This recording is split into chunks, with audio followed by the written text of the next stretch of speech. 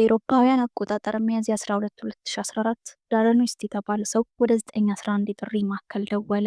ጥሪ ተቀባዩ የገጠመውን ድንገተኛ አደጋ ወይም ችግር እንዲያስረዳ ጠየቀው። ዳረን ዌስት ለመረጋጋት ቢሞክርም ድምፁ እየተንቀጠቀጠ የመኪና ማቆሚያ ቦታዬን እያጸዳሁ አንድ ነገር አገኘሁ፣ ይመስለኛል የሞተ ሕፃን ነው፣ እርግጠኛ አይደለሁም፣ በጣም መጥፎ ሽታ አለው በማለት ጉዳዩን አስረዳ። ፖሊሶችና የሕክምና ባለሙያዎች ጥሪ ወደ ተደረገበት ቦታ ከነፉ። በዛሬው የወንጀል ታሪክ ዳሰሳ ቆይታችን የምንመለከተው ታሪክ ነው። አብራችሁን ቆዩ።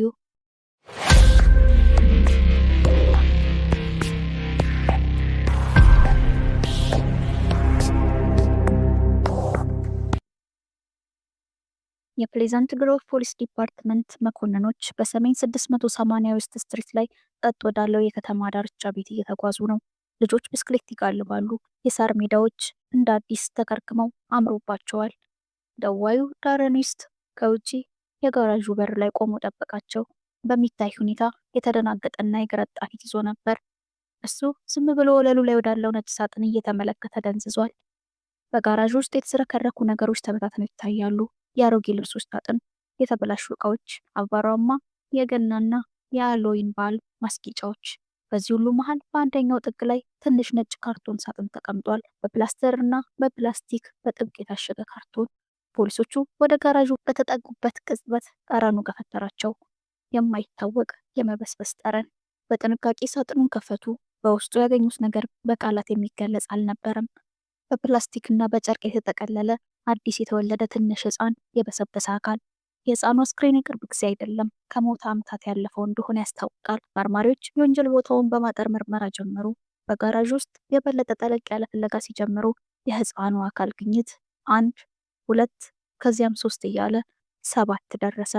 7 ትናንሽ አካላት፣ እያንዳንዳቸው የታሸጉ እና እያንዳንዳቸው በተለያየ ካርቶን ውስጥ ናቸው።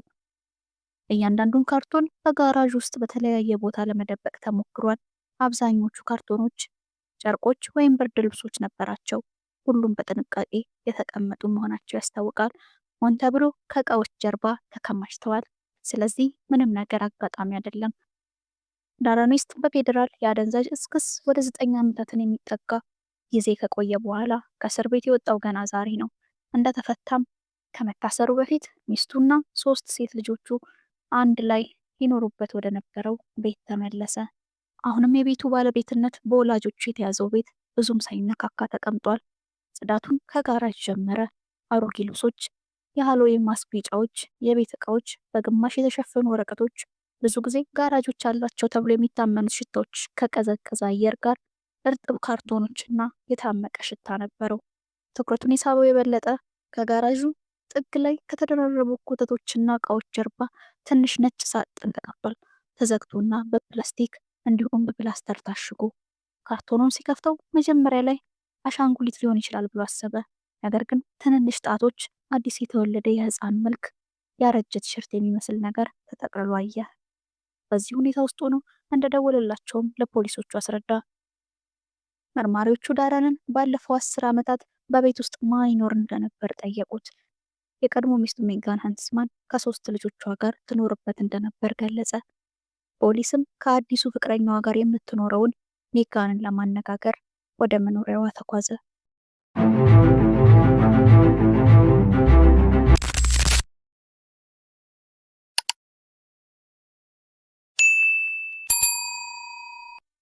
እንደ አውሮፓውያን አቆጣጠር የካቲት 26 ቀን 1975 በዩታ ጸጥ ባለ ሰፈር ውስጥ ነበር ሜጋን የተወለደችው። በሃይማኖተኛ ቤተሰብ ውስጥ በጥብቅ ስነ ምግባር አድጋለች። ለአቅመ ሔዋን ስትደርስ ዳረን ዌስት ከተባለ ሰው ጋር ትዳር መሰረተች። አንድ ላይ ሆነው መጠነኛ በሆነ ቤት ውስጥ መኖርና ቤተሰብ ማፍራት ጀመሩ። 3 ሴት ልጆች ወልደዋል። ከ1990ዎቹ ማገባደጃ ላይ ሜጋና ዳረን ሜታምፌታሚን የተባለ ሱስ ውስጥ ወደቁ። ሱሱ ትዳራቸው፣ ገንዘባቸውና በመጨረሻም ጤናቸው መፈታተን ጀመረ። የአውሮፓውያን አቆጣጠር በ2005 ዳረን ሜቴን ለማምረት የሚያገለግሉ ኬሚካሎችን በመያዝ ወንጀል ወደ ፌዴራል እስር ቤት ተላከ። የዛን ጊዜ ሜጋን ነፍሰ ጡር እንደነበረች እና ጽንሱ እንደተጨናገፈ እስር ቤት ለሚገኘው ባሏ ነግረው ነበር። እኩለ ቀን አካባቢ መርማሪዎች የሜጋንን በር አንኳኩ። እሷ ነበረች የከፈተችው። ሜጋን ሃንትስማን አንዳንድ ጥያቄዎችን ለመመለስ ከኛ ጋር ወደ ጣቢያ እንድትመጭ እንፈልጋለን በማለት ተወሰደች። በፕሌዛንት ግሮቭ ፖሊስ ዲፓርትመንት ሜጋን ጸጥ ባለ ክፍል ውስጥ ተቀምጣ ልጆቿን በጭኖቿ ውስጥ ቆልፋለች። መርማሪዎቹ እስካሁን ለምን እንደጠሯት በትክክል አልነገሯትም፣ ግን መናገርም አላስፈለጋቸውም። ምክንያቱም የመጀመሪያውን ጥያቄ እንኳን ከመጠየቃቸው በፊት ሜጋን ቀና ብላ ዙሪያዋን ተመለከተችና በጣም ልምድ ያላቸውን መርማሪዎች የሚያስደነግጡ ቃላትን ተናገረች።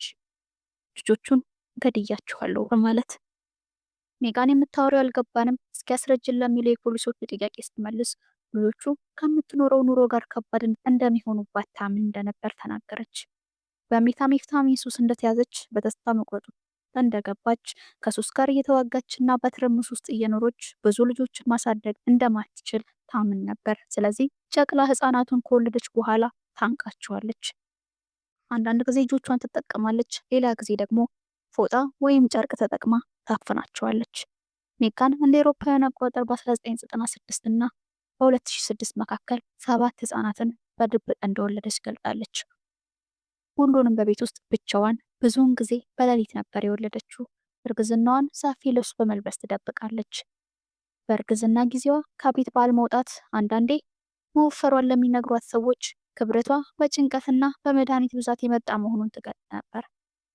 አልገደልኩትም ያለችው ብቸኛው ህፃን ባሏ በስር እያለ የተወለደው የመጨረሻው ሲሆን እሱ ሞቶ ነው የተወለደው ብላለች። ሜጋን ለምን እርዳታ እንደማትፈልግ ለጓደኞቿ ወይም ለቤተሰብ እንዳልተናገረች፣ ወደ ሆስፒታል እንኳን መሄድ እንዳልፈለገች ስትጠየቅ አይኖቿን ሰበር አድርጋ እንዲህ አለች። አላውቅም፣ እኔ ብቻ ጭራቅ ነበርኩ። ለ2 ሰዓታት ያህል ምርመራ ክፍል ውስጥ ተቀመጠች። በተረጋጋ ሁኔታ ዝርዝር መግለጫዎችን ሰጠች። አታለቅስም፣ አትጮህም፣ ይቅርታም አትጠይቅም።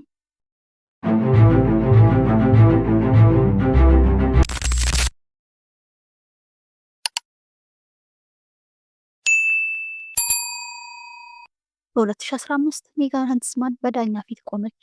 በ6 የመጀመሪያ ደረጃ ግድያ ወንጀሎች ተከሳለች። ክሱ ሲነበብ የፍርድ ቤቱ ጸጥታ ያስፈራ ነበር። አቃቤ ሕግ ወንጀሎቹን አሰቃቂና ይቅር የማይባል ሲል ጠርቷቸዋል። በሚያዝያ 2015 ሜጋን ሃንትስማን 6 ተከታታይ እድሜ ልክ እስራት ተፈርዶባታል። ተጸጽቻለሁ፣ ግን ይቅርታን አልጠብቅም። በህይወት ያሉ ልጆቼ ደህና እንዲሆኑ ብቻ ነው የምፈልገው በማለት የመጨረሻ ቃሏን ተናግራለች። እጇ በካቴና ታስሮ ስትወሰድ በፍርድ ቤት ውስጥ ያሉ ሁሉ በጸጥታ በአይናቸው ይከተሏት ነበር። ሜጋን ሃንትስማን ቀሪ ዘመኗን በዩታ ግዛት እስር ቤት ከተሸከመችው እውነት ጋር ተዘግታ ትኖራለች። የዛሬውን አበቃው። ሰላም ቆዩኝ።